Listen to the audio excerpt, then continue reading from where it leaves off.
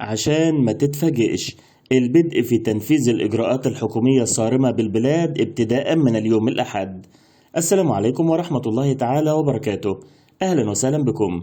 أتمنى من الله أن تكونوا في تمام الصحة والعافية.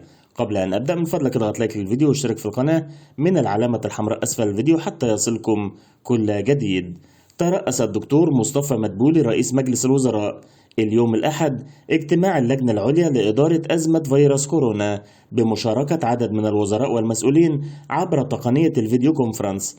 وكلف رئيس مجلس الوزراء خلال الاجتماع بتفعيل الغرامة الفورية على المخالفين بعد استيفاء إجراءاتها بداية من يوم الأحد القادم الموافق 3 يناير 2021 لتكون بمثابة رسالة واضحة أن الدولة تواجه أي مخالفة للإجراءات الاحترازية بمنتهى الشدة والحزم.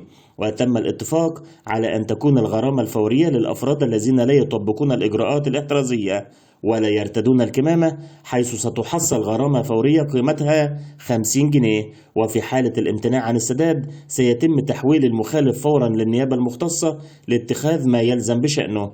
كما كلف رئيس الوزراء بمتابعة الالتزام بنسبة 50% في المطاعم والكافيهات وتكثيف الحملات في المحافظات الأكثر إصابة. وتم الاتفاق على تطبيق غرامة فورية على أي مخالفة للمنشآت كالمطاعم والكافيهات بمبلغ 4000 جنيه مع غلق المنشأة لمدة أسبوع، على أن يبدأ تحصيل الغرامات الأحد القادم أيضا، وفي حال تكرار المخالفة يتم مضاعفة مدة الإغلاق. وفيما يتعلق بدور المناسبات فقد تم التوجيه بأنه فيما يتعلق بدور المناسبات التي يثبت مخالفتها وهي تتبع جهات الدولة فسيتم إحالة المسؤولين فيها للتحقيق الفوري، وفي حالة تبعيتها لإحدى الجمعيات سيتم تطبيق الغرامة ثم اتخاذ إجراءات ضد مجلس إدارة الجمعية.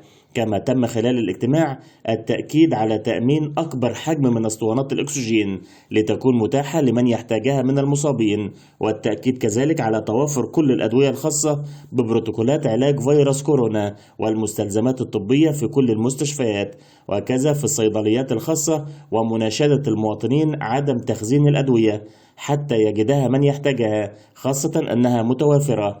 كما تمت الإشارة خلال الاجتماع إلى أن هيئة الدواء المصري تتخذ الإجراءات طبقا للأسس العلمية المتبعة لتسجيل عدد من أنواع اللقاحات المختلفة التي تم الإعلان عنها عالميا، وبمجرد الانتهاء من تسجيل اللقاحات سيتم التعاقد مع الشركات المنتجة لهذه اللقاحات طبقا للكميات المطلوبة.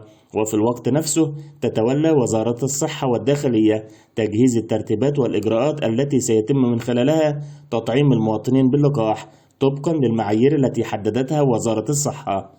في نهاية الفيديو لو أقدم لكم معلومة جديدة ما تبخلوش عنا بلايك. لو كانت دي أول مرة بتشوفونا أو بتسمعونا يا ريت تشتركوا في القناة عشان ما يفوتكوش أي فيديو من فيديوهاتنا الجديدة.